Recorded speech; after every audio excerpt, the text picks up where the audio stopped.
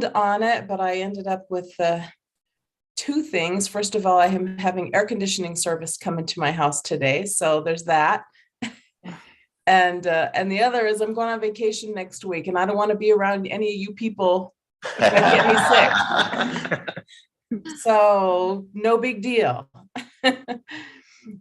So anyway, we've got just a few things on our agenda today. The first item is an item for action, and that is the approval of the May 11th meeting summary. Are there any questions or discussion? All right, seeing none, I'll entertain a motion for approval. So moved. All right, I hear a motion. Second? Second. Okay, moved and seconded. All those in favor of approving the May 11 meeting summary signify by saying aye. Aye. Aye. All right, the ayes have it, motion carries. Our next item is the 2022 PAG Title VI Implementation Plan. I'd like to turn this over to Nathan Barrett. And also, unless I hear objections, we're going to be on a first name basis this morning. Is that all right with everyone? All right, sounds good. All right, Nathan. And here I was about to start my remarks by addressing you as Madam Chair. Yeah, I like Mary better. Madam Mary. Thank you very much. Title VI, as you know, of the Civil Rights Act requires that federally funded programs and activities be free of discrimination. PAG's Title VI implementation plan therefore outlines the manner in which PAG ensures that its activities comply with Title VI requirements. Please note that PAG does not implement projects, so its Title VI plan will do things differently than the Title VI plans from agencies that do implement projects. For example, the PAG Title VI plan outlines how disparate impact is detected on the entire slate of planned projects, rather than on how to mitigate such impacts on an individual project level. PAG is required to update this plan annually. PAG also maintains a non-discrimination policy and a limited English proficiency plan. The LEP plan is updated annually with current demographic information from the Census Office. ADOT has reviewed and approved these three documents. The next step in the process is review and approval by the Regional Council. So today we're looking to the Management Committee for your review and approval. I can answer any questions you might have about the Title VI plan. Great, thanks, Nathan. Any questions for Nathan about the Title VI implementation plan? All right, seeing none, I will entertain a motion to recommend adoption of the 2022 PAG Title VI implementation plan. So moved. I'll All second. right, moved and seconded. Any further discussion? Hearing none, I'll ask all those in favor signify by saying aye. Aye. Aye. Any opposed? All right, motion carries. Thank you, Nathan. All right, next item on our agenda is the 2022 to 26 Transportation Improvement Plan, the TIP Amendment number 22-040. Carolyn Laurie. Carolyn. Thank you, Mary. This morning we'll be discussing an amendment as requested by the Arizona Department of Transportation. This amendment programs additional funds as allocated through the Resource Allocation Advisory Committee, also known as RAC, for additional funds for our region. The funding is required to be programmed through our formal TIP amendment process. And today we also have Rod Lane available for any questions. Thank you. Okay, any questions, discussion? Madam Chair, if I may, I just want to add that we're really excited about this opportunity. As you all know, we've been working closely with the state trying to expedite some of these projects, and thankfully we're in a position to be able to do that. And I want to thank ADOT for working with us and bringing this recommendation forward. So we request for everybody's support. Great. One question that I just have, and it may not necessarily relate, I'm not suggesting we hold up this tip, but since the tip is on the agenda, I noticed that the TIP does program, as well it should, the PAG, the PAG funds beyond the RTA plan. And so I think whether it's here or whether it's maybe in our work session that we're going to be scheduling for next month, I do think we need to discuss some givens for the future RTA Next in terms of not assuming that the PAG funds will be part of the foundational RTA Next. I know we've had to do that for the current plan because we've, we obviously didn't meet our funding requirements, but that discussion alone will have, I think, a big impact on how those projects will be prioritized for the future if those PAG resources can remain available for other projects and pull them out of the RTA Next and make them eligible for those other, for safety enhancements and other PAG related resources. So just a comment. I don't know if there's any response to that, or maybe we just move that to a separate discussion more related to the PAG RTA, or excuse me, the RTA Next discussion. I see, Rod, you had your hand up. You want to speak? I did. Thank you, Madam Chair. So you bring up a very interesting point. These two projects that are being moved forward, one of them is the Keno traffic interchange and one of them is the Country Club traffic interchange. The funding for these is independent of the RTA. There was no, and feel free to correct me, but there was no RTA funding in the original RTA legislation for these two projects. So that's why you don't see any RTA funding in this program. You also make a valid point that ADOT's projects historically, and I think moving forward, the participation of the RTA and how the funds are moved from project to project really is designated by the importance of the project to the region.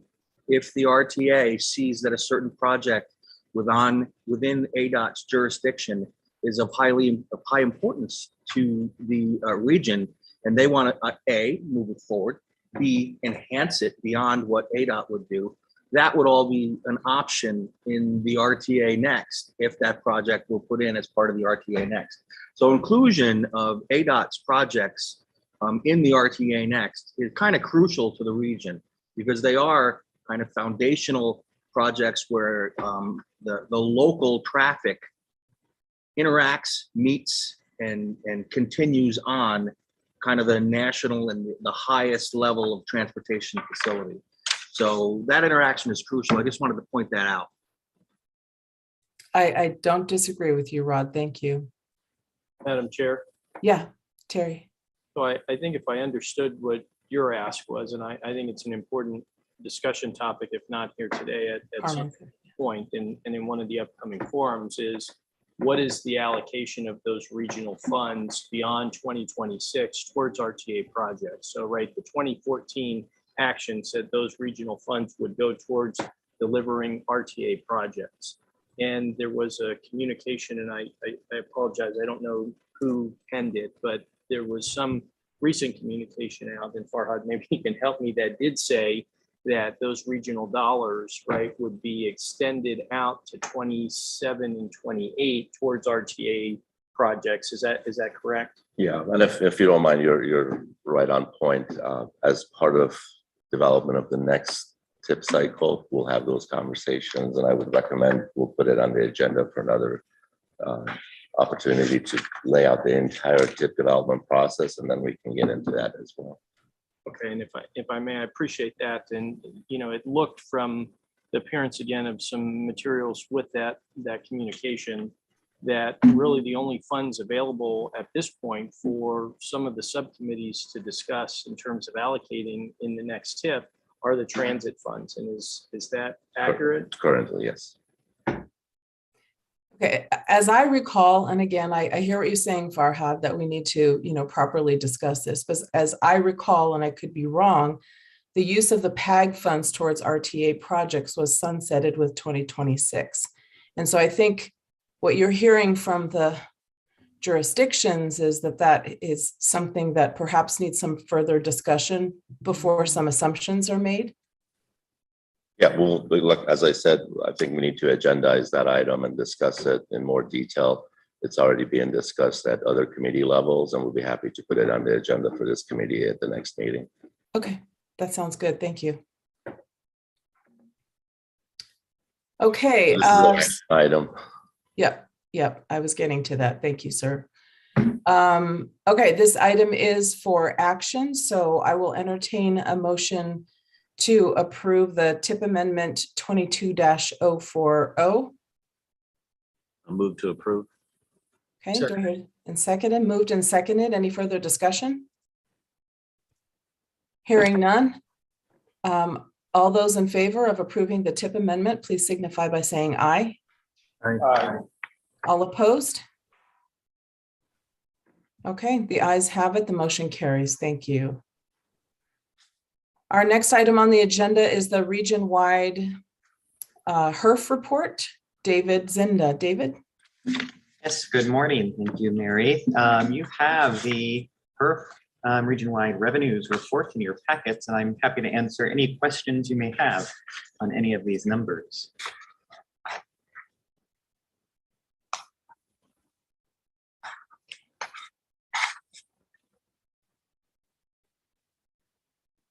Okay, Yes. any other?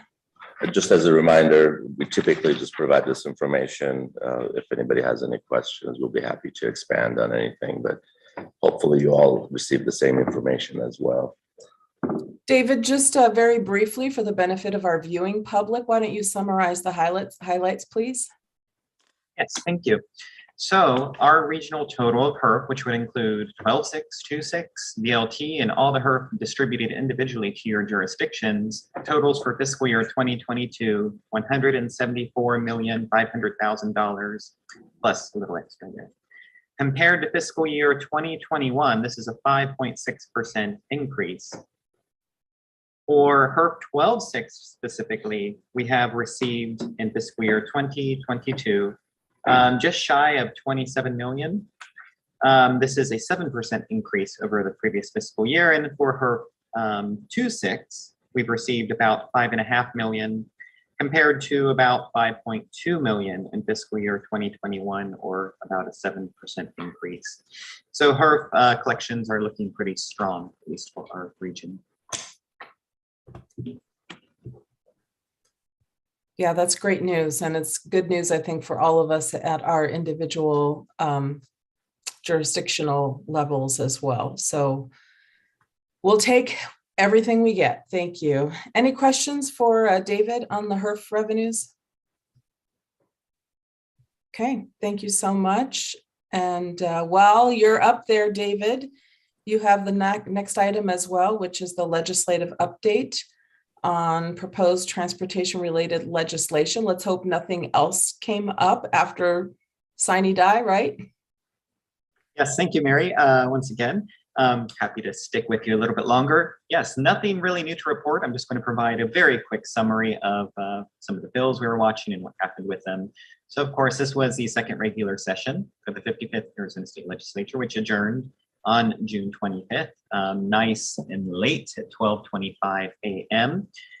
And it's worth to note also, as the session has ended, this will be my final legislative update unless we get any interesting developments at the federal or state level or any other kind of transportation related matters. So the state legislature passed and the governor signed, as you'll recall, an $18 billion budget for fiscal year 2023. The larger budget is a result of over $4 billion in surplus with tax revenues. Around $1 billion was appropriated for various transportation projects specifically, including $400 million for the I-10 widening from Chandler to Casa Grande. The main bill detailing transportation projects, which you like to review and see what got funding statewide, is going to be House Bill 2858, Capital Outlay Appropriations. I'll highlight maybe just a couple of those of interest to our region. First of all, there was had been watching House Bill 2396, which was a list of transportation appropriations largely for rural areas of greater Arizona, about 50 million in projects. Several of these projects were included in that capital outlay bill. Nothing in Pima County per se. Closest project to us would be Ruby Road down in Santa Cruz County, that bridge right over the freeway there. I put this bill on just once again because there was an interest among some legislators, early talk of not funding some of these more rural projects, not on the state system. However, we see that some of these did get through, so that's likely a good sign should you have any of these priorities in the future. Having that said, there will be a whole new legislature come next year. About a third of it will be replaced with new elected officials, and of course, a new slate of executive offices as well. House Bill 2598 or House Bill 2685 or Senate Bill 1356, all the same bill, was the transportation tax in Maricopa County. This is their version of the Regional Transportation Authority, although there are many differences. It's not an apple to oranges comparison with our own. As you have probably heard, this bill was vetoed, although it did receive bipartisan support in both chambers and support with every member of the Maricopa Association of Governments Regional Council as well. House Bill 2728 is an appropriations bill that ultimately ended up in that larger capital outlay bill. This is to fund Tier 2 studies, among others, for $14 million for a study of the Sonoran Corridor here in Pima County. As I understand, this funding is provided for this fiscal year, and I have heard that, well, what I guess it's more important what I haven't heard. I don't know that there's been any developments yet, at least from ADOT side and certainly not our side as we try to move forward. This also provides $25 million, of course, for I-11 in Maricopa County and $14 million for the North-South Corridor in Pinal County. Senate Bill 1148 relates to vehicle license tax sales price and would have made it to be calculated, if you recall, based on the actual sales price of the car and not the MSRP. Now, this bill did fail, although it passed out of the Senate, went to the House, never came out. The sponsoring legislator has moved on, so this bill is presumably done for. Senate Bill 1239 was the appropriation for the I-10 widening I mentioned. Of course, you know, this passed aside from the budget process in May, and ADOT also applied for a federal grant to get a little bit more funding as well. Total funding need is sitting at about $1 billion. This bill provided $400 million. There's a little bit saved up in state sources as well. Project is expected to begin within the fiscal year and to be completed by 2026.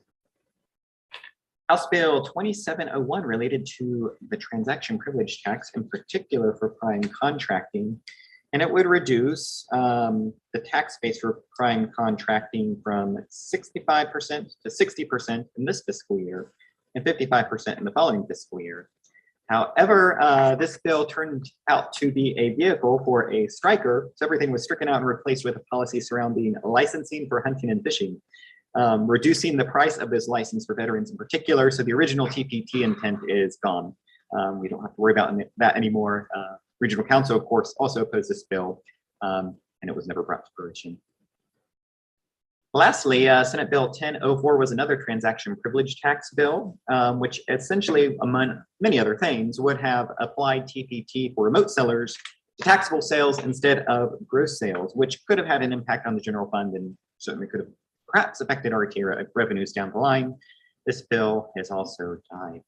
With that, that is my final update for this series of legislative update for this year, and see you next year unless you have any questions. David, thank you so much. And yes, let's all hope we can take a much needed breather from all of the shenanigans that go on at the State House from time to time, or perhaps every year. So thanks for your hard work on behalf of PAG and the RTA. Thank you. Any questions for David on any of the bills or things to look forward to in the new year? All right, seeing none, we are at the end of our agenda. So I will take the chair's liberty to adjourn this meeting. And then I believe our next meeting starts in just a few minutes, 5 minutes. You want to take a break, Farhad? Yes, please. Well, we'll wait for other members to join the TMC meeting. Okay. All right. Thanks, everyone, for a good meeting.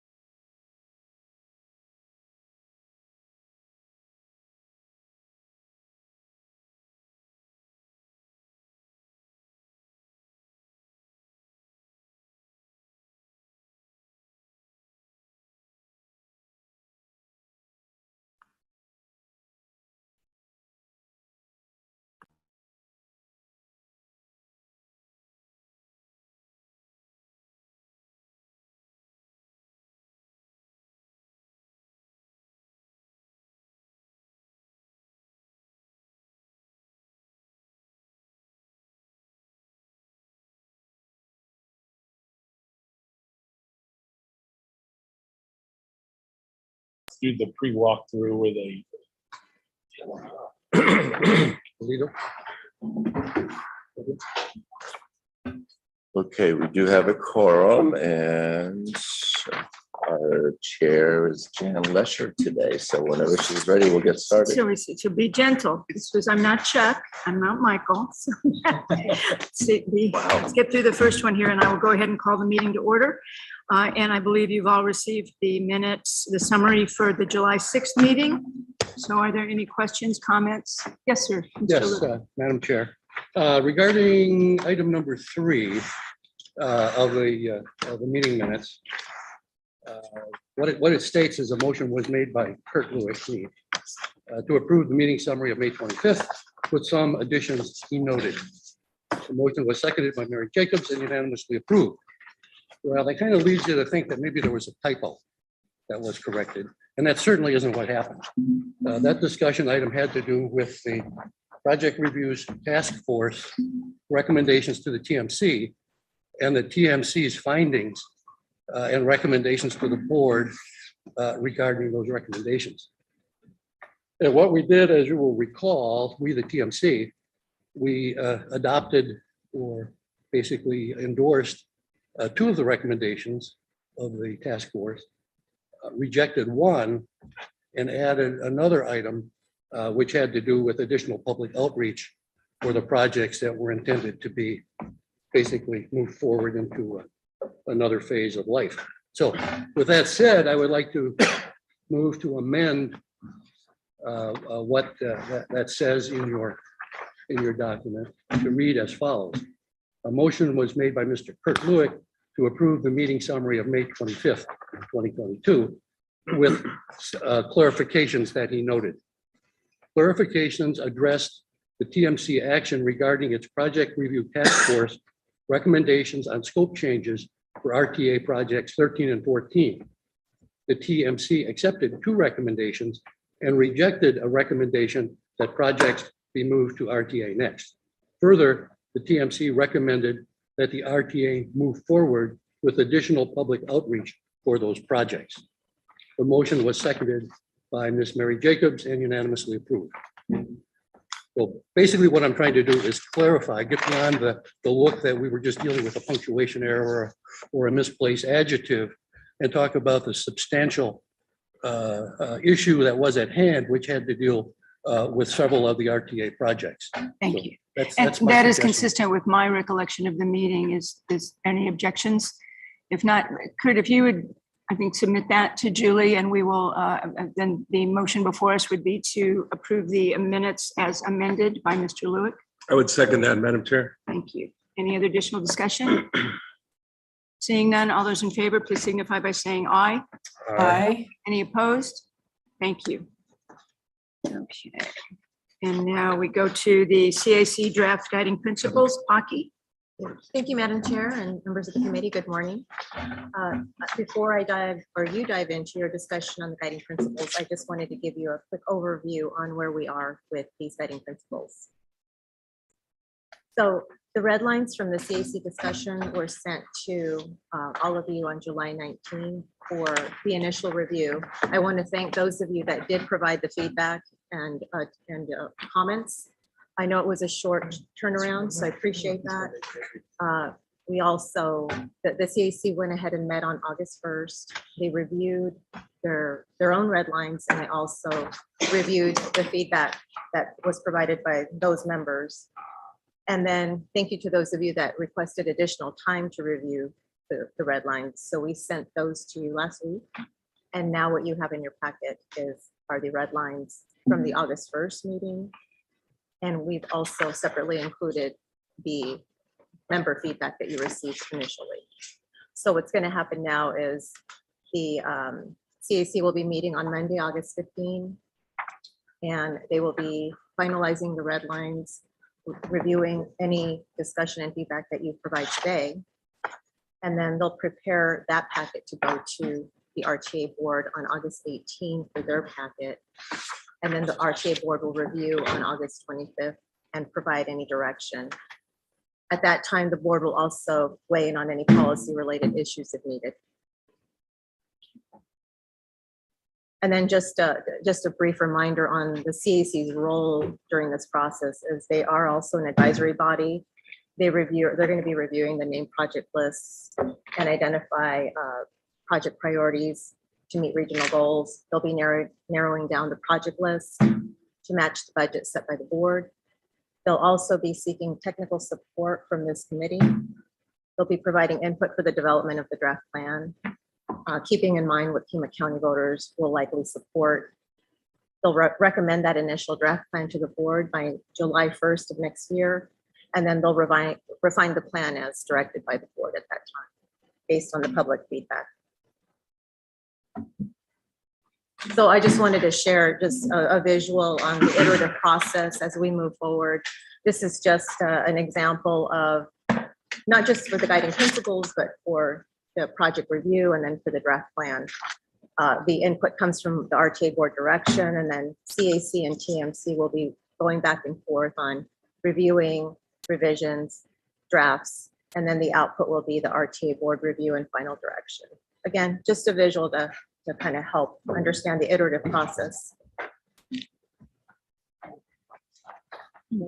Shane? Sure. If we could go back to, yeah, thank you.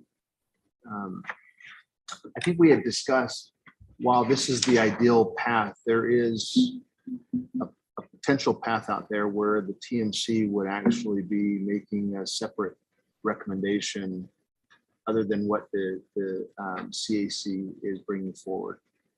That's not ideal. That's not what we're all working towards, but I wanted to just clarify that that's still an opportunity out there in the event that the TMC's recommendations isn't completely embraced by the CAC, and we can't come together on a single document to the board. So I just wanted to put that on the table because this suggests that there is only one path to the board, and I don't think that mirrors what we had talked about as a TMC group. Madam Chair, Mr. Shane, as we discussed last time, and as you just mentioned, the goal is to have one plan, but as you mentioned, if for any reason there is a difference of opinion, then this committee is more than welcome to recommend something different to the board. Thank you. So the next slides have all 8 of the guiding principles and then the 10 goals. So I will defer to the Madam Chair and the committee on how you want me to go through this process, but I can go through each of the guiding principles and you can provide your feedback, or you can provide your general feedback. What's the pleasure of the board? Go ahead, go through them. Or I'm sorry, Kurt, what were you saying? Oh, I was going to ask a question about you. There was some input from 3 of our TMC members already to the CAC, and I'm just wondering how those comments were either disposed of or integrated into this package. Maybe you can help us out with that. I did start to watch the last CAC meeting, and I couldn't quite sit through the whole thing. So I'm not the only one. Yeah. So anyhow, I did find the 3 sets of comments on the CAC website, but I don't know that the comments by the TMC members had been distributed to the rest of the TMC. And I couldn't tell by looking through who had made the comments. There was like door number 1, door number 2, and door number 3 on there with no names associated. So really my question is, we've already had some input in this, and how was it incorporated or not incorporated? So if I may, and I want to acknowledge Tom McGovern, CAC's chair as well. He's on the online. So the information was provided to the CAC. CAC has a really good, robust, almost 2.5-hour conversation. They had the feedback, and I'll leave it for Tom to tell you potentially how they did or did not integrate those comments. But again, as we just discussed, there are 2 separate committees. So this committee obviously can provide any feedback you like as a committee at this meeting, and then we'll leave it to Tom to allow the CAC to consider it at their next meeting or not. And again, they have the prerogative also to decide not to consider those. Unfortunately, I think at the last meeting, and I think John was online and Terry was online as well, it appeared that they considered some of the recommendations, but not all. Great, thank you, Farhad. Tom, did you have anything you would like to add at that point? Yes, thank you, Madam Chair. I had, during the meeting, we looked at general comments. We utilized, to some extent, the written comments from the three members, three TMC members who did provide that input. After we completed the draft that you have in front of you now, I went back and looked at all of the comments that were received, and at least in my view, all of those comments were addressed, whether directly or simply as part of a, as far I'd put it, robust conversation or discussion of those guidelines. So I think it'd be up to the folks who submitted those comments to confirm or counter that. But in my view, we at least got to talk about and debate all of the comments that were received, although it wasn't directly necessarily. That makes sense? Yes, thank you, Tom. Okay, thanks, Tom. And perhaps as we go forward, there's no need to read through the document, Paki, but if there's highlights and some of the key points that you'd like to make sure that the committee and any of the public that's watching might want to be aware of, and then we can make sure that the committee, that all of the management committee has, will identify what's the period of time at which any additional comments could come to you. Thank you, Madam Chair. What we did here, what I did on the slides is I provided the entire text up that includes the revisions. The red lines are actually in your packet so that you can see the actual changes. But here is what the final product was as of August 1st from the CAC. That a future RTA plan should improve the performance of the regional network, prioritize regionally impactful projects, and focus on regional needs and goals is the first guiding principle. Do you want me to stop and just get the feedback? Any comment, feedback on goal number one, principle number one? Okay. Number two. The second guiding principle is that a future RTA plan must include an implementation timeline and identify specific projects as well as categorical elements. Madam Chair. I'm sorry, Ms. Jacobs, and then Mr. Gill.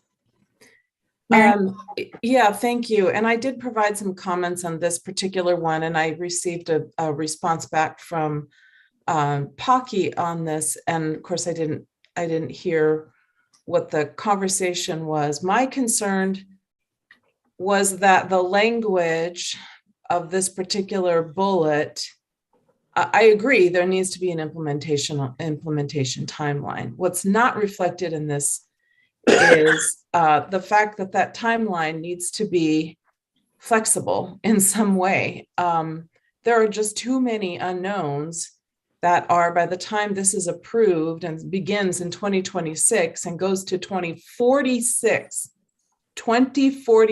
folks, that many of us are not going to be around. I plan to be around in 2046, but I don't know about the rest of you people. And so there needs to be also some flexibility in how that implementation plan is, so that the plan doesn't have to be this year, but maybe more in chunks or that kind of thing. And I get we're not building a plan right now. And I understand that this is a guiding principle. And Paki rightfully responded back and said, well, the RTA has been discussing that. Wonderful, great. But does that not mean that we shouldn't be a little bit more specific in this particular guiding principle, in my view? Thank you. Shane, before we go to you, let me have Madam comment Chair. on that. Yeah, Mary, thank you. They did receive that comment and they actually added a new principle to address that issue. It's principle number 7, I believe. We'll get to that. Okay, so we can see when we get to that one, Mary, we'll see if that addresses your concerns or come back. Shane? Just a quick question on the lens in which the CAC is looking at these guiding principles. Are they listed in order of priority, or are they all just important? Randomly, 1 to 7. Yeah, I believe it's more of a random, just these guiding principles. And then when it gets down to the drafting the plan itself, I think at that point, there might be a little bit more of the priority put into the plan itself. But this early in the process, I think it's more of a collection of principles. Thank you. But that is important when we get this finished, because I think people look at any list and assume there's some hierarchical preference. So we'll make sure when it's finalized. And I'm sorry, did someone have their hand up over here? Okay. So actually, if you don't mind, if you want to skip to principle 7, Let's just so do that. we can Yeah, answer thank you. Mary's question and then Make come sure back. it responds. Thank you. Sure. Let's see, this is number 7. I'm trying to remember. Oh, there we go. Last one. It's number 8, Mary. Number 8. I'm sorry, 8. Okay. The future RTA plan should include a process to reasonably respond to changing circumstances and conditions, as well as new knowledge and information over the life of the plan. Does that meet your needs, Mary, on this? Do you think, is that the issue you're trying to address? Absolutely. Thank you. Thank you. Jane? I wonder, because in my mind, there's a clear nexus between that principle on the first slide and Look this it up. one. Perhaps that could be a subset of that first principle. I don't want to Sure, we can- nitpick, but they are connected, and I think it helps the reader understand that there Thank you. is forward thinking in how we put these things So together. just as Mary brought up, that's going to be the question and we respond to it later. Let's just put those together at the risk of wordsmithing in a committee, but it's. We just can to recommend connect that. Yeah, Okay. that's a good, Any good problems? Good. recommendation. Thumbs up. Thank you. Thanks, Mary and Shane. Good. Okay, back up. Thank you. Courtney. Okay. Guiding principle Thank number 3 then is a future RTA plan must identify an implementation budget based on projected excise tax revenues, local funding commitments, and other funding sources, including maintenance funding commitments secured from each responsible jurisdiction in the taxing district prior to plan approval. Yeah, John? Yeah, Madam Chair, the question, it's more of a question. The phrase at the end of that is prior to plan approval. And I believe in the original RTA, that was meant really to focus on maintenance funding commitments by the individual jurisdictions. I guess my question is that a practical matter that the jurisdictions will be able to provide something that the RTA says, I'm committed to maintaining this for 20 years? Yeah. If you recall, I believe even back in 2005, there was a resolution that was passed by every governing body. And including in that resolution, there was a language to kind of make that commitment. And I think that's what they're So referencing that's here what as we're well. talking about. Yeah. Got it. No, And that's is fine. that, I'm sorry, yes, sir. Madam Chair, Yeah. yes, we had submitted a comment on this item relative to inflation and how we would address inflation within the future RTA plan. I believe that guiding principle number 8 that we just spoke about maybe addresses that, but that was one of our comments specific to this guiding principle. Did we include any? I don't believe they got Modification on- into okay, that but level. let's- I believe, and Tom might be able to help us remind us on that topic. There was some request for some additional discussions about that at a future meeting. And I don't think it elevated to the level of a principle. It's as part of the budgeting process. Let's make a note on that, make sure we're pulling that in. From the jurisdiction's perspective, does that make sense in response to what Mr. Brunel had commented on, Jim Carmine? Okay. Without objection, good. On to number 4. Thank you. Number 4 is a future RTA plan should enhance safety and the regional transportation system's overall ability to improve mobility, accessibility, livability, and economic and cultural vitality. Yes, sir. Madam Chair, we had suggested that this be a must instead of a should, which brings up a greater conversation of the use of the word must versus should. 2 of these guiding principles have the word must beginning and the rest are shoulds. The feeling from the city of Tucson is that enhancing safety within the transportation system is a must for the future RTA. Was there discussion about? must and should? I'm trying to- That's another ongoing discussion, and the difference between should and must. From our legal review perspective, our attorney says anything that is required by law, must is a better use. If it's not required by law, but it's an advisory recommendation should is a better use. Anything that's required by law, you can say must. That's his recommendation. Mr. Gill. Thank you. Madam Chair, I would echo and endorse what's being suggested by the city of Tucson. I think it's important to note that I think this is a clear nexus and completely supportive of the mission of the RTA in the first place. So that's what this group is all about. And quite frankly, it's not. No, I'm sorry. Oh, sorry. He asked me a different question. All right. Quite frankly, I think I put myself in the shoes of the voter that's going to come and actually weigh in on, hey, take another dollar from me and apply it here. And I think this is what it's all about.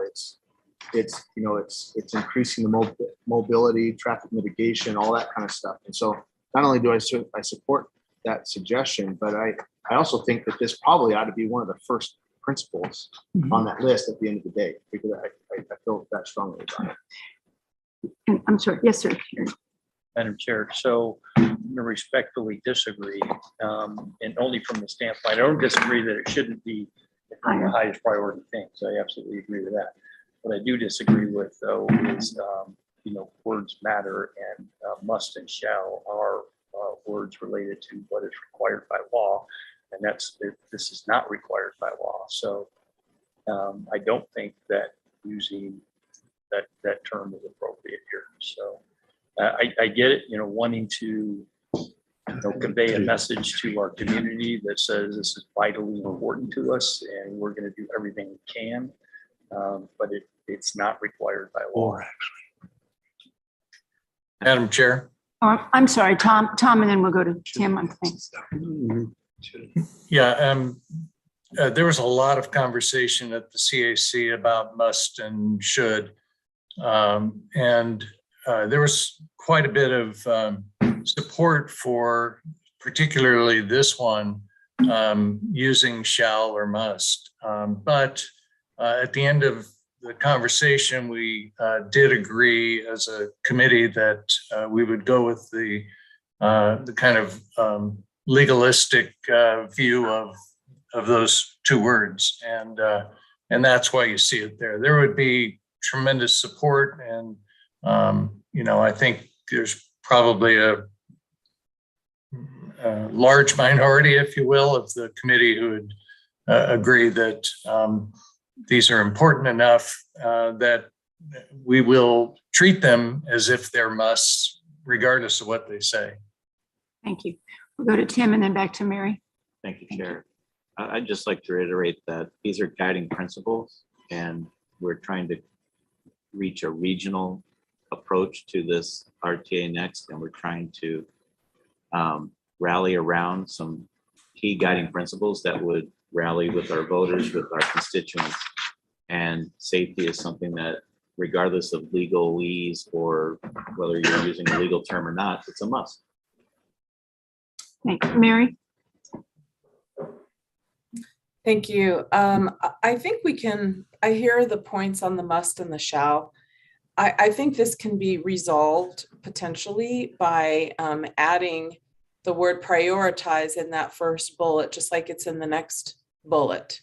So for example, should prioritize safety improvements and the regional because that, instead of just should enhance, it should prioritize the enhancement of safety, that kind of thing. I think sends the kind of statement we're trying to make here, which is that safety's improvement. The other suggestion I might have is to split that bullet up, put safety in a single bullet by itself. And if I would argue that safety, I think, could be a must enhance safety of the region's transportation system, and then should, improve mobility, accessibility, livability, economic and cultural vitality. So those are some suggestions that I would make.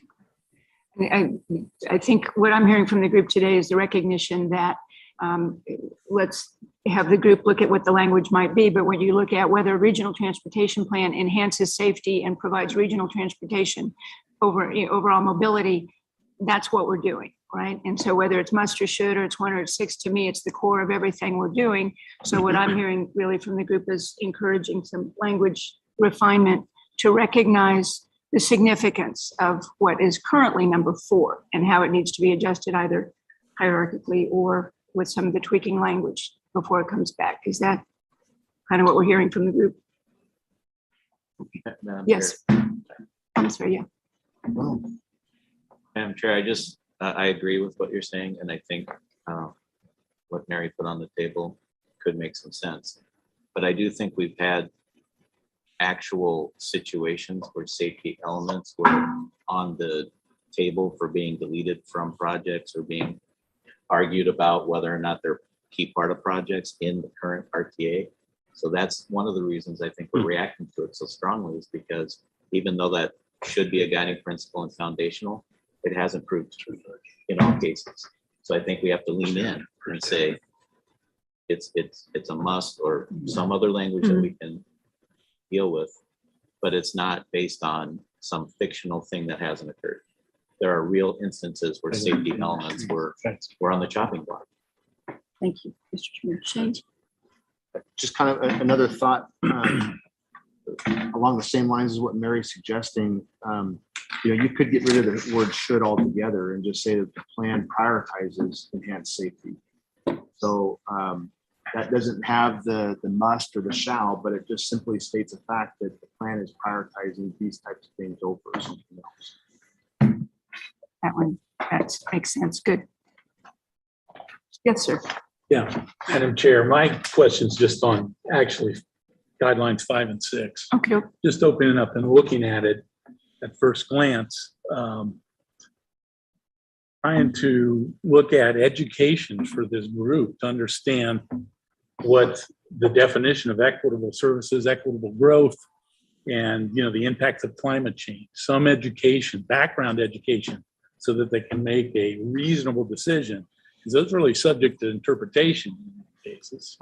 And so it's just one is, how do you guide maybe getting input from the citizens to know exactly what you're trying to frame those 2 guidelines at? Is there? Yeah, and actually, Mr. McGovern and myself had that conversation as well. So anything that can be measured, tracked, and obviously looking at progress, those kind of things, I think it's ongoing conversation at the CAC as well. Thank you. Madam Chair. Carmen. So I think the suggestion that Shane made, right, might apply to all of these, and dropping the should and must from each and every one of them. And it says it could read a future RTA plan, right, instead of should improve, improves, includes, identifies, enhances, prioritize, addresses, considers.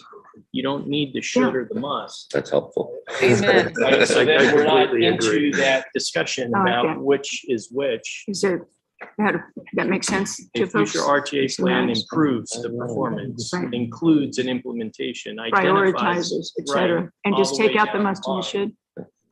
Mr. McGovern, I know he's been asking about that as well. What do you think of Does that? that make sense? Yeah. Yeah, I think it's a really good idea. I wish we had thought of it ourselves about Welcome to my life with Carmine every day. 2 months ago. Yeah. Take your mic and drop it. Oh, that was Shane's idea. I just thought it's so good. Let's apply it to all of them. Terry, did you have a comment? No, I Okay. absolutely agree. I think, the problem for me in what I was struggling with shall and must is, what if you fall short? So it shall enhance safety, it shall improve mobility, it shall improve livability, it shall improve economic and cultural vitality. So what if you fall short in any one of those areas? Then it's no longer a shall. You failed somehow. So you can say shall strive, shall work toward, whatever. But I think that the recommendation from Shane and from Carmine Excellent. makes this Good. work perfectly. Yeah, good conversation. I think that solves that problem. Yeah. That makes sense from top. Good. Thank you. Anything else on this batch?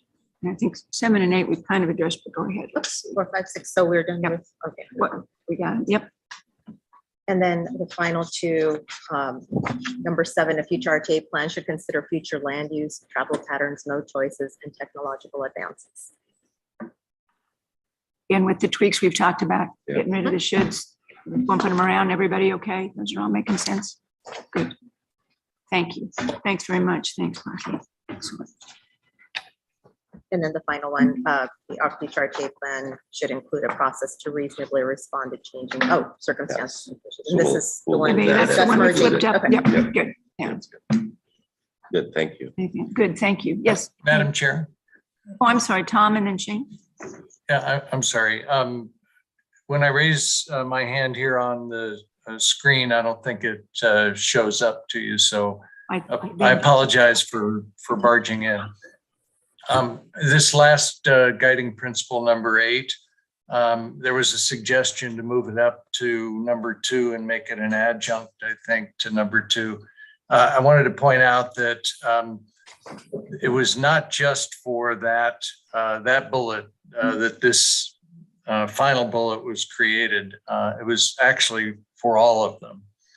The idea being that there are a lot of things that we can't even know at this point that could impact and likely will impact priorities of the region at some point in the future. And so this is kind of the anchor, I think, of it. And the other part of it is that this is really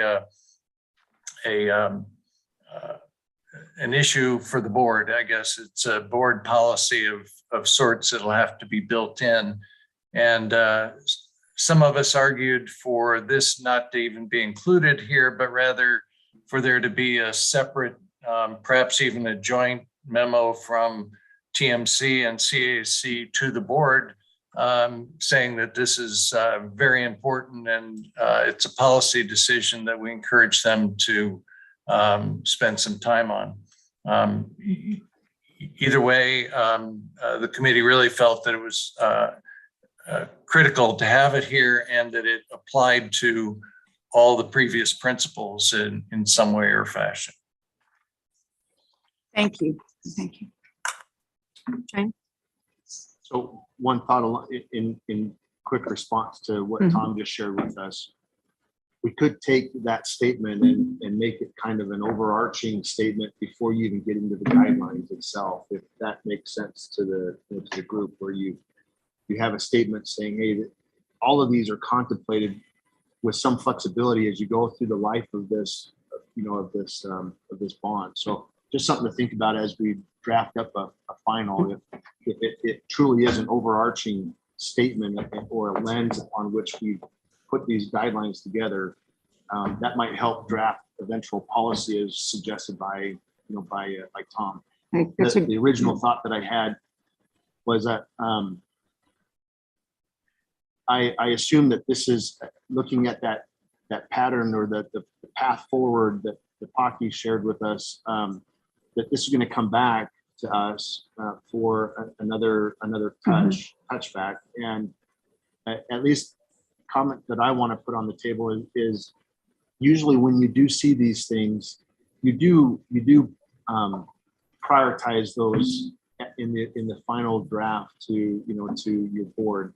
And so I know, thinking through how the voters are going to look at it from my jurisdiction's perspective, that's going to matter, and I'll be anxious to see how that plays out at the end of the day. And if I may add to that, so Shane's suggestion of tying it to implementation, I think that really helps strengthen the argument, because implementation is everything.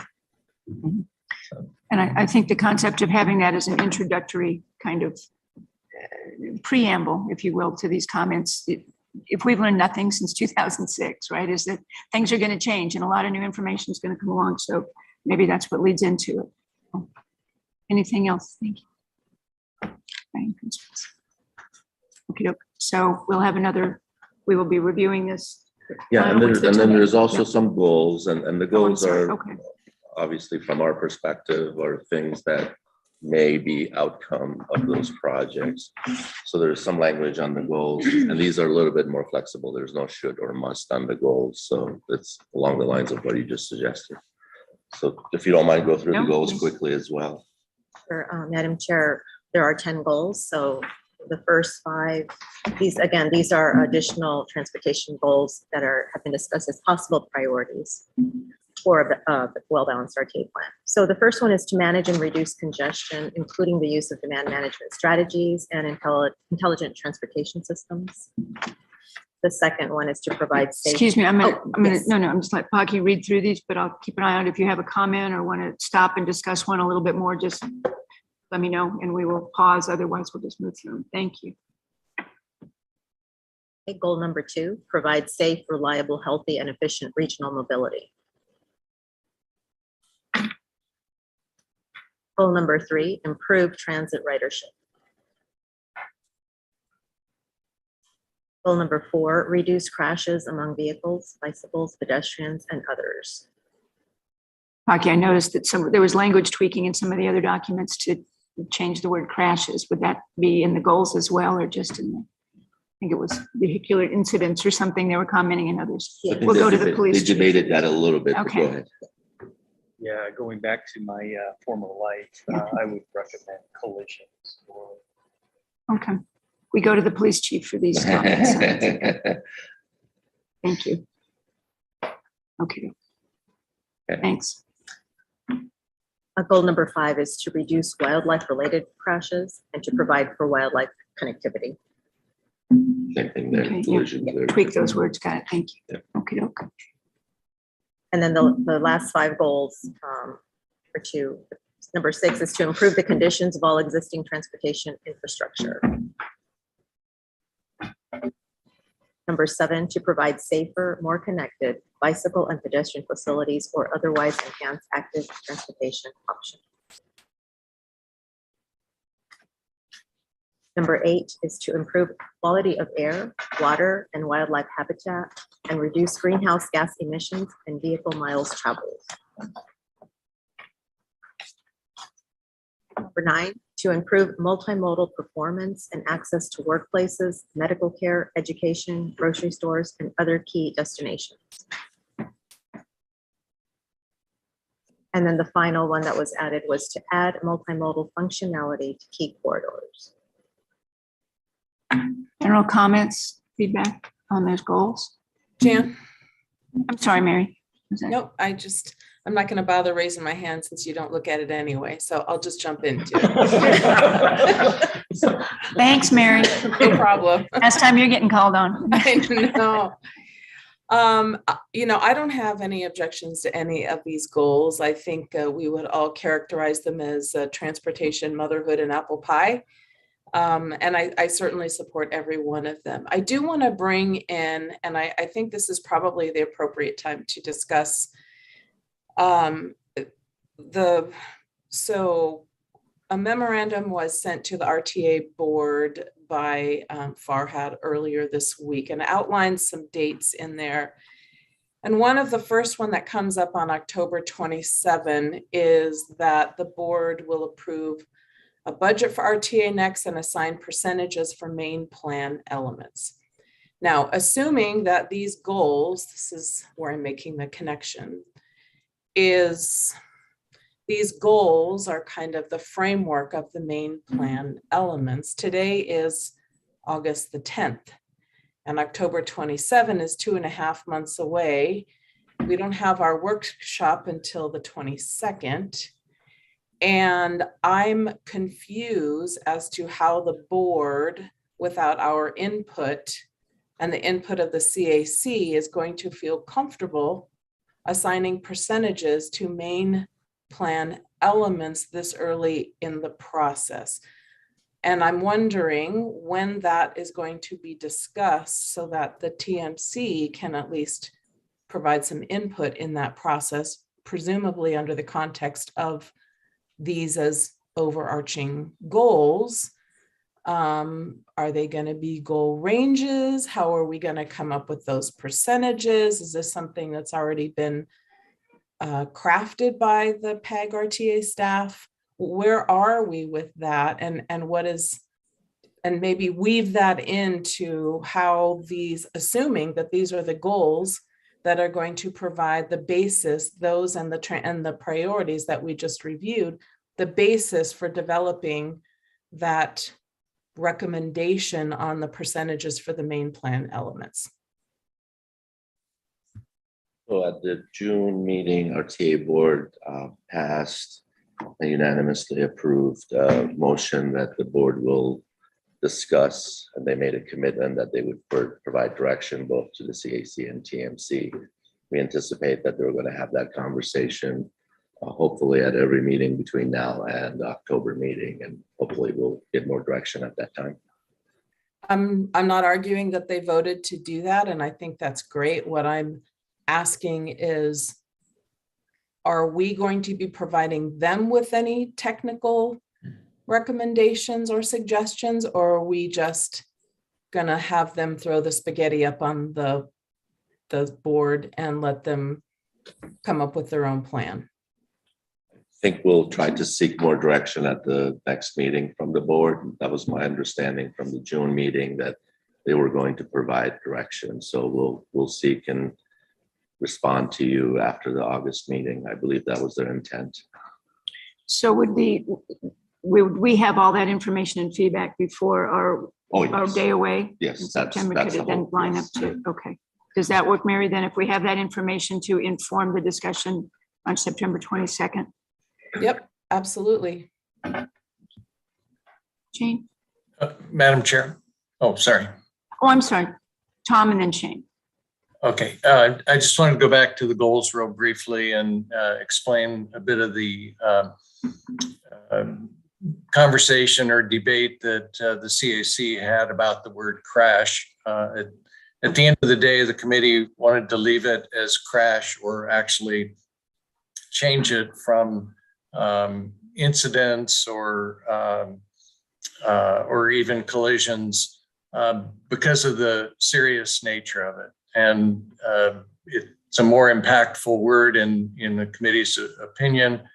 And besides that, it also correlates with typical transportation engineering and management terminology. So, use crash. I think they wanted to use crash because it would let people know and remind them as we're reviewing projects that that's a really important goal, and it will continually remind us of that.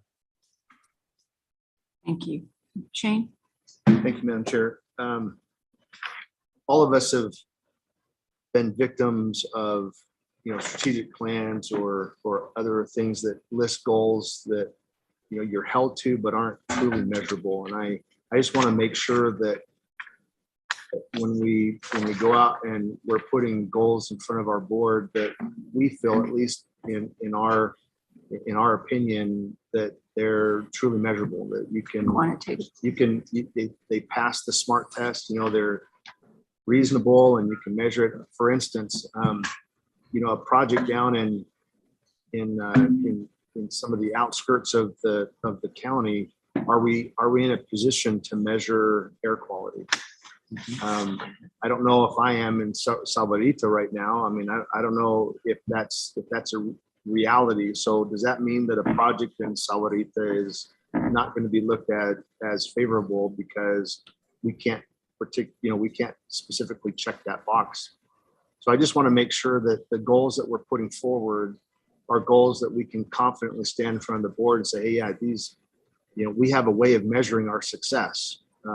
So if we're going to state a goal, then it needs to be measurable. Thank you. Madam Chair. Yes. To Tom's point about crashes versus collision, I must have stepped out of the room when they were having that discussion, or wasn't paying attention when they were having that discussion. I certainly understand their desire to keep the word crash. It offends my courtroom testimony. Days. And so that's why I went back to collision. But if crashes is something that appeals to people and has the impactful statement that they want to. More emotional. Yes, I'm certainly not Good. Certainly not going to die on that hill, so. Thank you. Anything else? Okay. That's all for the guiding Good. principles. Okay. Thank you Thank for your you. feedback. So I think we've given some feedback today for some tweaking and wordsmithing and movement. What's our next steps and any other additional comments? Yeah, thank you Okay, so that's much what we need. again. Good. So the CAC meets on August 15th, and we'll make sure to get all this to them ahead of time. And Terry, you'll then report on that next CAC. Okay, thank you. Thank you. Pocky, very much. Good, thank you. Madam Chair, thank you very much to the committee. Really well thought out comments and helpful. We greatly appreciate it. And thank you, Tom, and the Madam CAC. Chair? Yes, Could I just make a comment to Tom? sure. For Tom, I wanted to thank you for your perseverance with the committee. I know it was an extremely difficult task for the committee to go through this, and I know you spent a lot of time, and the committee did as well. You had a lot of, I guess, contradictory opinions that somehow you merged them all together in a document that I think is going to be a tremendous North Star for the RTA plan as it evolves. So thanks, Tom. Well said, Kurt. Thank you. Thanks, Tom. Very good. Thank you. And just to clarify things, our entire leadership team is on the call, and our vice chairs, Carolyn and Mary, have done a great job, I think, in helping, create alliances within the committee to help keep it together. And when I was unable to chair the last meeting, Carolyn, brought the bacon home. So we appreciate the compliments, and we'll continue trying our best. And you are succeeding. Thank you very much. Okay. We want to talk a little bit about preparation for the workshop that we're talking about, the next steps, including, we've talked about having that workshop kind of day away. I think it's settled in on September 22nd. Without spending too much time digging through it, I do want to ask Mary to comment a little bit, because I know that she has sent some information out. Hear from her and then staff a little bit on this, if we may. Again, we don't need to get into the weeds too much today, but I know that I'd like to have Mary chat about what sort of the general structure that she was thinking about for the benefit of the group. Thanks, Jan. I'm sure, and hopefully you've had a chance to take a look at the chairman's information that was sent out earlier this week. So you may recall at our last meeting in July, this group voted unanimously to have a workshop together that would include our CAC co-chairs and other people potentially, and that the group that the chair asked Kurt to help work with him on putting a structure together. So I worked on it, met with Mike last week, got Kurt's input on it, and what we are proposing is, well, the first thing that I did, because I thought it was really important, if you take a look at the document, is I think it's important that we have some written outcomes of what it is that we are trying to accomplish in this work session, and not try to just all get together and then wonder at the end of it, did we accomplish what it is that we had intended to accomplish? Because it will also help to identify how the agenda is posted and that kind of thing. And so basically what I'm proposing, and what Mike and I and Kurt are proposing, is that, that this is really going to be an opportunity for the TMC members and their technical staff, the transportation technical staff, appropriate ones, to review the projects and to do it in a meaningful way. And a meaningful way is not by ginormous committee, as Tom knows with the CAC, that can be a little daunting sometimes. But those of you who have been through various strategic planning processes have little breakout sessions where there can be some more targeted discussion and then a report out. And so also for us to discuss and contemplate those programmatic consideration in concert with the framework that we just discussed with the CAC's framework, which I think is a great framework. What are those programmatic discussions that I mentioned earlier about, the RTA board is planning to adopt some framework about elements in terms of percentages per element. And I think they need our help in that. I really do. Also give us some time, really set aside where we can discuss, elevate any issues, any concerns, look at those regional connections and growth patterns that we have not had an opportunity to do with our counterparts, with our colleagues from the other jurisdictions. We've been doing this independently, and we need that time for our teams to get together and be able to say, hey, wow, we missed that connection. Yeah, we should include that so we can make any modifications to the proposals. Or, as another example, gee, that one could probably come out if we knew that those PAG funds were going to be available down the road, then those would be easy to pull out and helping to cull this down. We have a 10-pound, we have 10 pounds for a 5-pound bag, right? And we're going to have to figure out how we get it into that 5-pound bag. So an opportunity for us to develop, hopefully begin development of a consensus on those things that should be the highest priority for RTA Next, again, in accordance with the guiding principles and the criteria. Develop a written list of issues and outcomes that will need further discussion, and how, at least from the TMC's part, we intend to contribute in terms of some resolution as far as recommendations, and then really kind of start culling that down into a list. And so what we are recommending is that we do break out into smaller groups by area, instead of looking at things all of Pima County, that the proposed agenda that we're recommending has a breakout in the morning and a breakout in the afternoon, with three of the, basically taking all of Pima County, breaking it up into 6 pieces. What's in the map in front of you is just a concept, but I think it's pretty, it's pretty solid, where the projects that would fit in each of those areas would then be broken up, and representatives from each of those areas would then get together, spend about an hour and a half talking specifically about those projects. Now, this would require preparation on the part of all of those who are participating, so that we don't go through and make, detailed presentations, but where each community will then be represented if they're touching it. So, for example, North Mid, would have Tucson and Pima County, ADOT. West would have Marana, representative from Tucson, representative from Pima County, the Tohono O'odham Nation, and others. And so easy to break out into those groups. So no one jurisdiction would need more than 3 total representatives. And some of us really would only need fewer. Oro Valley, I think, would end up being in one of the 6 sections. And so anyway, a recommended agenda in terms of timing that obviously could be adjusted. Also, to me, this is very, very important that we have space to roll out, to mark up on maps, and this is all doable under the open meeting law.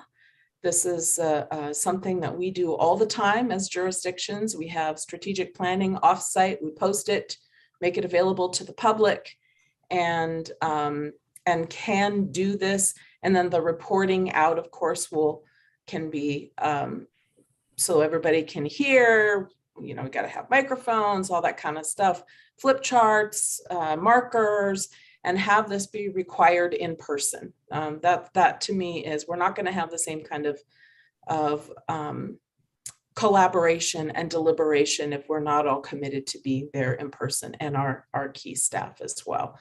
So collaboration is the most important thing.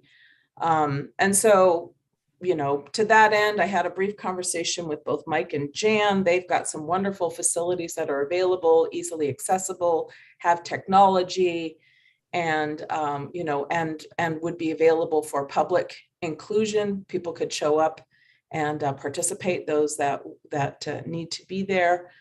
And then I would suggest that each of the breakout sessions would have representatives of PAG on it to facilitate, maybe have some structured questions in advance that we ask about all of the projects, and, someone who takes the notes. So in general, I think this is exciting. I know we've got all of the city and town managers committed to be there with their staffs.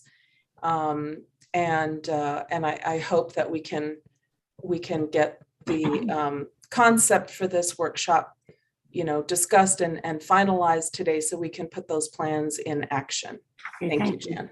And Mary, thank you, and Mr. Ortega and Mr. Luke, a lot of folks who spent some time looking at this, and I think it was, they've done, in my opinion, a terrific job figuring out how we take a really daunting task and put it in some manageable bites as we process through the day or so. So without spending too much time in the weeds, is there feedback, comments? Jane? Thank you, Madam Chair. Just want to echo that gratitude for Mary and others that have stepped in and put this together. A lot of thought, obviously, and I really appreciate it personally. On the proposed agenda, Mary, on the breakout. So is the idea that you would only be prioritizing and weighing in on the projects that are in your assigned area? For instance, Salvarita would be looking at projects that are in that quadrant, that southern quadrant. We wouldn't be looking at any other projects, but we would be providing feedback on projects in that area. That's my first question. Can you answer that one real quick? Yeah, I think to start, yes, just so that we can have and so I think what's envisioned is that then there would be a breakout, a report out in each of the groups as to which ones, are in the priorities levels.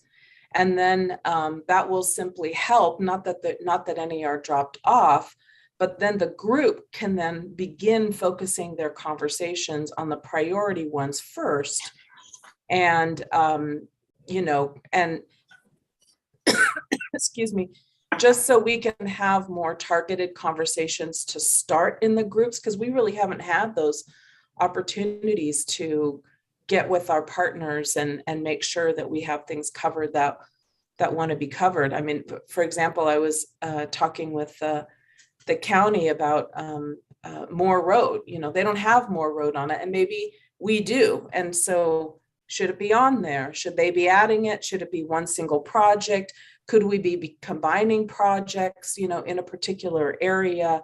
And I think that's really something for our, that can begin, I'm not saying that the 22nd is going to be a final resolution of any of this. We know that that's not going to be the case. But I think what we hope is that it will begin to elevate issues and potentially call some things down. I love it. Thank you. Okay. And one more question, Sure. Madam Chair. So thank you, Mary. I appreciate that.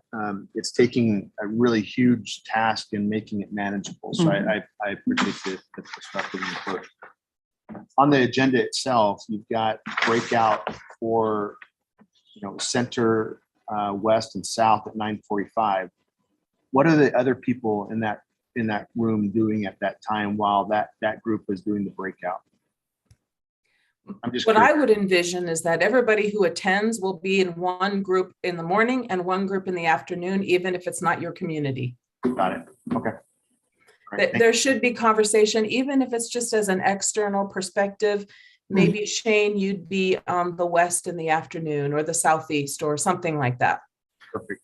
Thank you, Mary. Mm-hmm. Carmine? Madam Chair, I appreciate the effort that's gone in. I appreciate consideration of starting at 9 and ending at 4. I am concerned, though, that there's not enough time in those breakout report outs, only 30 minutes. If that's where there's going to be robust discussion by members who weren't part of the breakout group with the folks who are in the breakout group, we may need to schedule from 8 to 5 and then add those 2 hours into some of these other areas. I think we're going to need the full time to not feel rushed and to be able to get below the surface on some of these topics that need interagency conversations. Mary, can we wrap that into your next step of your Absolutely. planning with Mr. Ortega? I'm certainly willing to make that commitment if everybody else is. If it were on the Wednesday, I have a council meeting that night, but since it's not, I certainly don't have any problem being there the entire day. And my team doesn't either. So I think that's really a question for the group. We've got one big day to focus on planning, getting our input in for the next 20 years. I think adding those 2 hours is something to which we just simply need to commit. If we get done early, all the better, right? Okay. Anything else? Oh, yes, sir. I'm sorry. Thank you, Madam Chair. Mary, I just noticed on the agenda for the second item, breakout number 1, there's a geographical area listed as center, but I didn't see that in the summary above. I'm guessing that's just a typo and that should probably be southeast. It's probably because Mike didn't send you the final revised version. Just gonna leave that out there because I did send. We're gonna blame Ortega for anything today. This is the one I received from RTA staff. Oh, well. Okay. That's what I mean. Mike sent that to the RTA staff and he probably didn't see my latest updated version. So I think what I'm hearing is general consensus about the overall concept and some of the tweaking of a group or an afternoon or something. We can work with Mary and Mr. Ortega and Kurt, but then just look at, as I say, it's the 22nd. Did you have a comment? Yeah, I was Sorry, just sure. both for the whole group, but specifically for Mary, whether or not she thinks we need a hired gun, basically a paid facilitator. Every time I've gone through one of these, I found them to be more effective if there's an outside facilitator there, just to kind of herd the sheep along, herd the cats. Okay. If it was a CAC, it'd be herding cats. It's a little different. But this is, So we're good. okay, good. Thank you. Yes, sir. Bob. Yeah, Madam Chair, I wanted to echo what Kurt said, but in our experience, these would be on federal jobs where you'd look at a value engineer exercise where a facilitator would come in and he would have objectives to say, we are reducing this $4.1 billion amount by 20, 25% or whatever, and have a understanding by region what the objective might be for each of these groups to say, okay, you know, in Northwest and in North or Mid, we've got a certain percentage of reduction needs to be done based on, you know, the equitable assessment of what's going on in there. To set an objective, because at the end of the day, that's what we're trying to achieve. So we could get to a point where subjectively everybody says, okay, I'm comfortable with it. But if we don't look at it real time, we don't even know if we're even close to the reduction. Thank you. Mary, you heard all that as feedback, I think, for you. And again, Mr. Ortega, staff, does everybody have what we Yeah, need? that's to take it to wonderful. the Just next want to step? confirm the date, 22nd. 22nd, That's the right. date, and we'll work on the logistics. Thank you. Good. Thank Mary, you. Jen, sorry. just one last comment. Should we bring sleeping bags? Well, I'm not, so I'll be out there at 5. You're clearly not going to facilitate this one, Kurt. Okay. Anything else on the workshop presentation? Again, Mary, thanks to you and Michael and everyone. Okay, Jim, the approach for the completion of the remaining projects. Okay, thank you, Pablo. Madam Chair, members of the TMC. This is an ongoing item that we'll continue to work on. Just wanted to give you an update on some of the things that have taken place recently. We did send a letter out to all the jurisdictions requesting that they provide us updated cost estimates. We're working through that right now. We expect to be able to present a consolidated report to the board at the meeting this month. With a current cost estimate for the projects that remain to be built in the RTA plan based on their current scopes. We are also working on a new revenue estimate. This would be updated by the Eller Economic and Business Research Center. We have noted that their most recent estimate, we're actually exceeding it, and we want to make sure that we're keeping tabs on what's happening in the economy, get their best and most recent view on things. And this would flow out of their forecasting project that they do statewide. So we would take a product of that, take it and develop it further with ours. And then finally, we're also looking at the impact of the rollover. We know that we have collected more in the way of revenue than we had previously expected. We're also looking at closing out some projects and basically call it cleaning out the couch cushions, trying to make sure we know what resources we truly have available to move forward in closing the gaps. Last thing that we are going to need to spend a little time looking at in greater detail is going to be transit. That's still a moving issue for us in that costs and there are going to be some policy implications that weigh into that, particularly as they relate to things like like fare collection and so forth. So, but we are looking at that as well. So, Madam Chair, that is the report that I have on. I would mention that we also did have a meeting that we felt was pretty productive with Mr. Ortega and Mr. Cridio with the city of Tucson to look at project priorities, their program as well. So that's my report.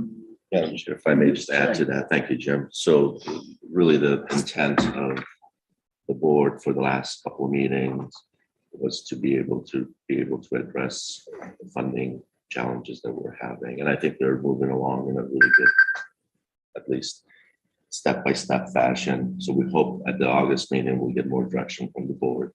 And along the lines of what we discussed earlier, I believe by the October meeting, we'll have direction from the board on how to resolve those issues as well. Additional comments? Yes, Chris. Yes. Jim, thank you, Jan. Jim, you mentioned the Eller forecast. Yes. That's coming up. I'm a little concerned that we are relying essentially on one forecast for something that is extremely critical for the future success of RTA Next. The forecasts are subject to a lot of uncertainty. ADOT has a different approach. When they do their forecasting, they have an expert panel with about 18 people on it. They sit around and discuss. And like we did door number 1, door number 2 on some of our comments earlier, that's exactly how ADOT refers to it. They refer to economist number 1, had certain concerns, et cetera, and they flush it out and they come up with a forecast that I think is not only better, but something that the ADOT board feels extremely comfortable with. We get one forecast from one entity and always from the same entity, it seems, and we tend not to support or contrast that forecast with what other professionals might have to say. So I would strongly encourage staff and the RTA board to look at more than one forecast on this. My analogy is, if you want to remodel your kitchen, you're going to get more than one estimate. And we probably should be doing that here as well. Thank you. So, makes sense, Jim. yeah. Thank you. So the other, and I'd be glad to do one for you too for free. So anyhow, the other comment I had, and this is more in the legal vein, and I'm not an avocado, has to do with the paragraph that starts with the word additionally here. It says, additionally, the RTA board is required by state law to refer scope changes to the voters unless the lead agency causing the scope changes can fully fund the incremental cost of the scope changes.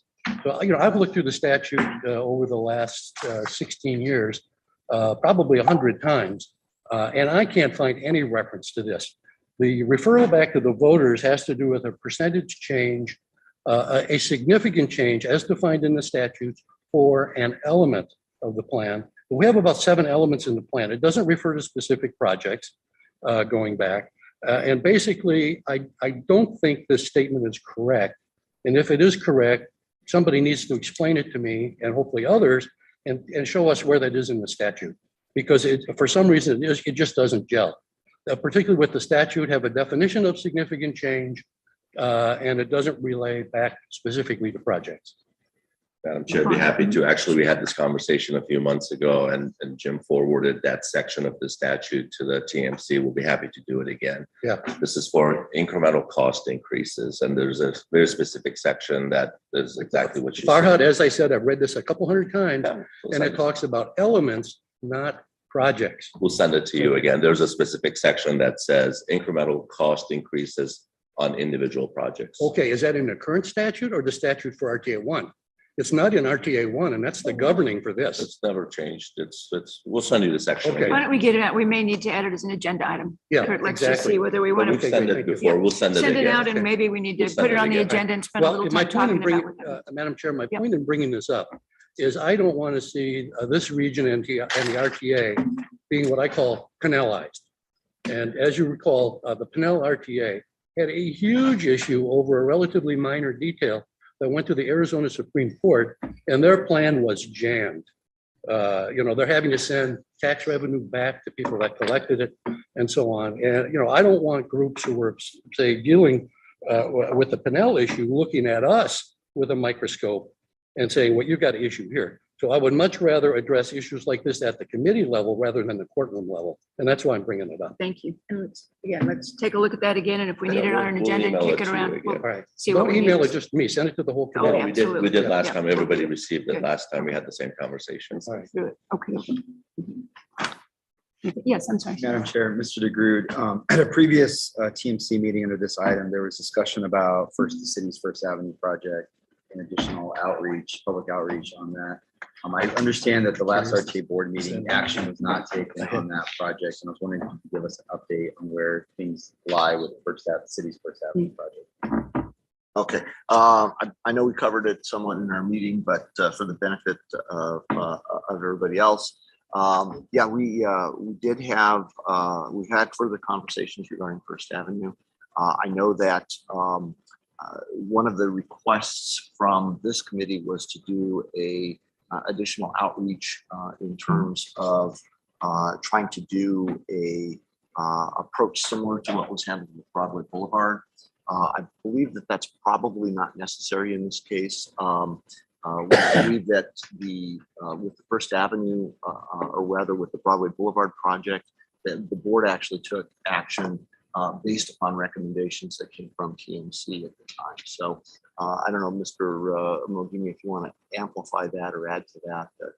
Yeah, and then again, I believe the direction from the board was to look at the entire plan, not any one specific project. And the recommendation was, let's go back and look at which projects and come back with hopefully a recommendation to the board. So they're not focusing on any one project, they're looking at the whole plan.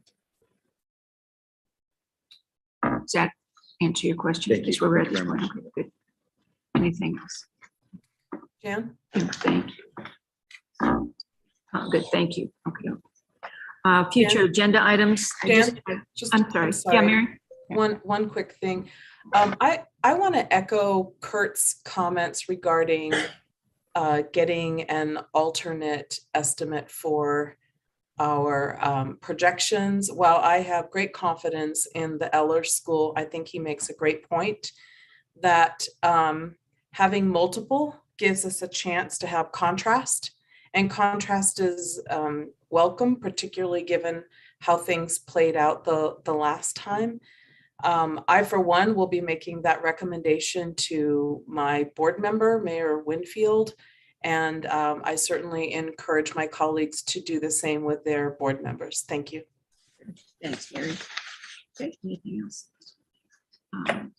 Agenda items, and Kurt, I want to follow up. I know you had sent a letter to Mr. Mojimi and Mr. Ortega about some of the membership, and I don't know whether we need to fully address that at the next committee meeting or whether we can just look at the membership prior to that and finalize it. But that may be an agenda item. I don't know. Are there other topics? Madam Chair, the other topic that I mentioned previously was a review of the TMC bylaws, just to update I'm them sorry. as well. So just those two items. It's a little bit administrative, but you know, I think the RTA board needs to rely on this committee because it has obviously key staff members associated with the jurisdiction. But as I've mentioned before on several occasions, you have a tremendous free consulting base here. And to take advantage of it, we have a chance by expanding the TMC to get more free consulting for you on this, which I think will be very helpful as the plan process plays out. And I realize the letter that was sent in was talking about membership of the committee to consist of some of the non-jurisdictional members and what the areas of expertise need to be other than just engineering. So we'll look through some of that and see if we need to make any recommendations back on the membership. Great, thank you. Madam Chair, related to membership, I'd like to just acknowledge Jim Shane's efforts on this committee. As some of you know, and probably most of you don't know, Jim isn't here today because he's changing his employment and he's changing his location.